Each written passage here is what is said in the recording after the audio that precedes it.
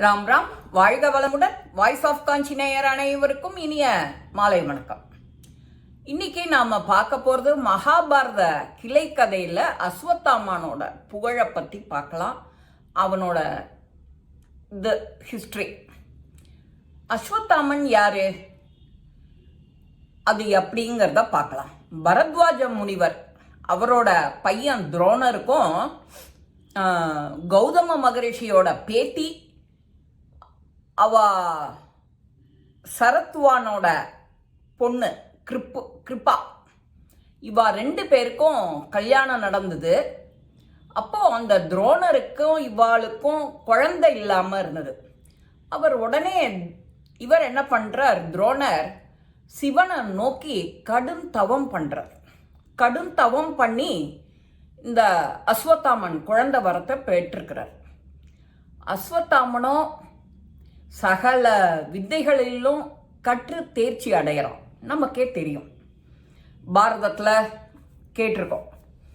இந்த கற்று தேர்ந்த இந்த அஸ்வத்தாமன் என்ன பண்ணுறான், அந்த அஸ்வத்தாமன் பிறக்கும் போதே நெத்தியில் ஒரு பிரிங்கி மணியோட அஸ்வத்தாமன்னு ஏன் பேர் வந்தது அப்படின்னாக்க, அஸ்வம் குதிரை சத்தம் போடுற மாதிரி கணக்கிற மாதிரி அவனோட குரல் இருந்ததுனால அஸ்வத்தாமன்னு பேர் வந்தது. அந்த அஸ்வத்தாமன் பேர் வந்ததும் அந்த சகல வித்தைகளையும் கத்துக்கிறான். தாத்தா பரத்வாஜர் கிட்ட வேதங்கள், மாமா கிருபாச்சாரியார் கிட்ட போரோட வியூக நுணுக்கங்கள் எல்லாம் தெரிஞ்சுக்கிறான். பரசுராமன் கிட்ட அந்த ஆயுத அறிவு, ஆயுதத்தெல்லாம் எப்படி எதுக்கு பயன்படுத்தணும் அப்படிங்கிற நுணுக்கத்தெல்லாம் தெரிஞ்சுக்கிறான். கிருஷ்ணர் கிட்ட நாராயண அஸ்திரம் வாங்கிக்கிறான். ஏன் அப்படின்னாக்க, கிருஷ்ணரையே ஒரு தடவை மீட் பண்ண போறான் அஸ்வத்தாமன் கிருஷ்ணர் அவரோட பால்ய சிநேகிதன். அவனுக்கு ரொம்ப பிடிச்ச இது யாரு அப்படின்னு பார்த்தேன்னா துரியோதனன். அந்த துரியோதனனுக்கு அவன் ரொம்ப உற்ற நண்பனா இருப்பான். எது சொன்னாலும் போய் கேட்டுடுவான், செஞ்சுடுவான். துரியோதனன் மேல அவ்வளவு ஒரு பைத்தியம் அஸ்வத்தாமனுக்கு. அப்பா துரோணாச்சாரியாருக்கும் துரியோதனனை ரொம்ப பிடிக்கும். அஸ்வத்தாமன் மேல பாசம் வச்சிருக்காரோ இல்லையோ, ஏன்னா லேட்டா பிறந்தது இல்லையா, அந்த துரியோதனன் மேல அவ்வளவு பாசம் அவருக்கு. ஒரு தடவை இந்த மனித குலத்தோட கடைசி உயிர் இருக்கிற வரைக்கும் சிரஞ்சீவியா இருக்கணும்னு அவர் வேண்டி கேட்டுக்கிறாரு துரோணர். இந்த அஸ்வத்தாமன் பிறக்கும்போது, அது அஸ்வத்தாமன் பிறக்கும்போது அவன் எப்படி இருந்தான், அப்படி சிரஞ்சீவியா இருந்தான். தலையில பிரிங்கி மணியோட அந்த ஆயுசு பரியந்தும் மனிதர் குலத்துல கடைசி உயிர் இருக்கிற வரைக்கும் அவனும் இருப்பான் அப்படின்னு வரமும் கொடுக்கிறார் சிவன். எல்லாத்தையும் கொடுத்து முடிச்ச உடனே அந்த அஸ்திரமோ, எந்த ஒரு அஸ்திரமோ அஸ்வத்தாமனை கொல்ல முடியாது. துரோணரோ அஸ்தினாபுரத்தோட இளவரசர்களுக்கெல்லாம் குருவா இருக்கார்.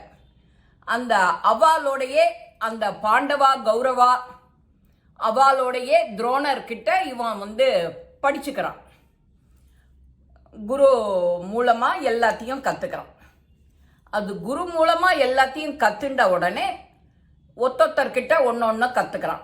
தன்னோட மாமா கிட்ட ஒன்று, தன்னோட தாத்தா கிட்ட ஒன்று, எல்லா அறிவையும் வாங்கினுட்டு அது துரியோதனனுக்கு அவனை நெருக்கமான நண்பரா மாத்துறது. பாண்டவர்கள் வனவாசம் இருந்த சமயத்துல தன்னோட நண்பன் கிருஷ்ணனை பார்க்க போறார் அஸ்வத்தாமன். வா அஸ்வத்தாமா, எப்படி இருக்க, என்ன பண்ற, உனக்கு திடீர்னு என்னோட ஞாபகம் எப்படி வந்தது, இதெல்லாம் கேட்கிறார் கிருஷ்ணர். கிருஷ்ணர், நான் உன்னை பார்க்க வந்தது உன்னோட சுதர்சன சக்கரத்தை வாங்கிக்கிறதுக்கு தான்.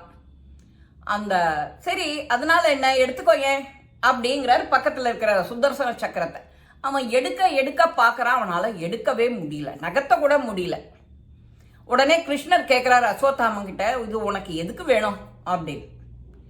இல்ல, பாண்டவருக்கும் கௌரவருக்கும் சண்டை வரப்போறது, அதுக்கு நீ பாண்டவா பக்கம் இருப்ப.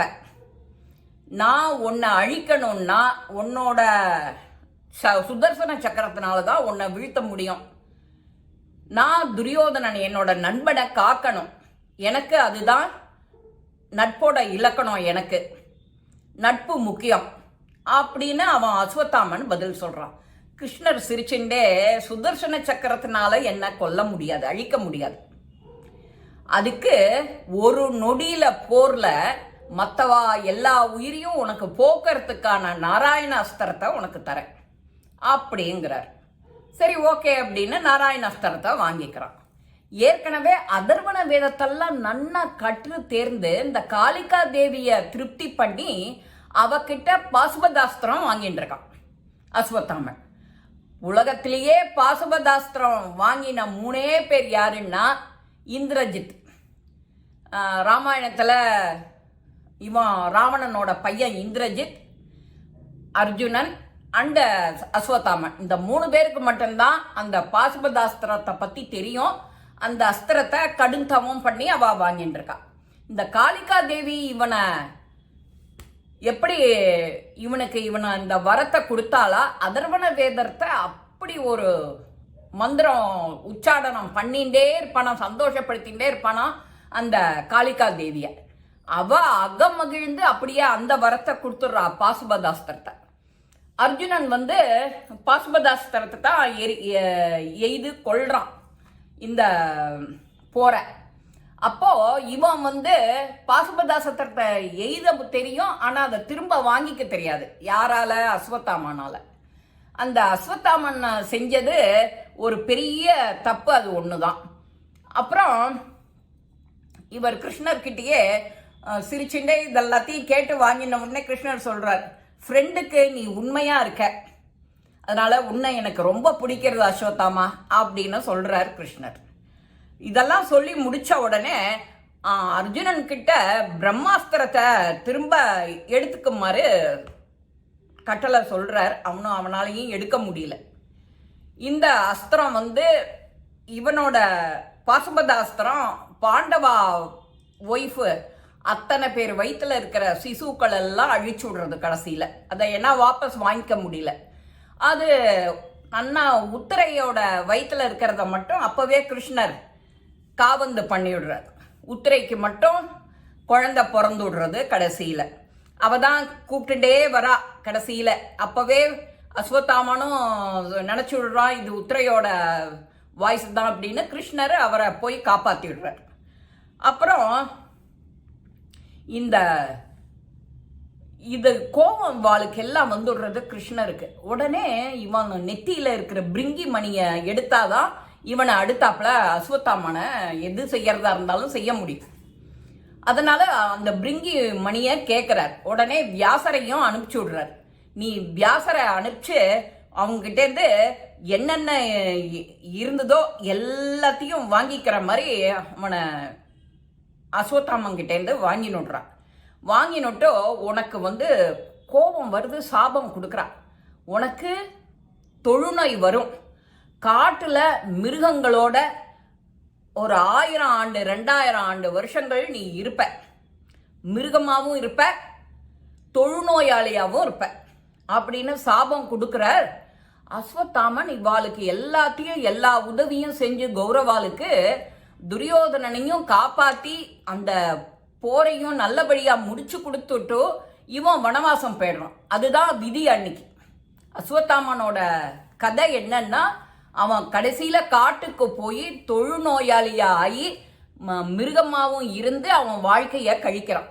இதுதான் நல்ல எண்ணம் இருக்கு. நல்லதா வாங்குறோம், நல்லது செய்யறோம், நல்ல எண்ணம் இருந்தா தானே உன்னோட நல்ல புத்தியில அதை போய் செய்ய முடியும்.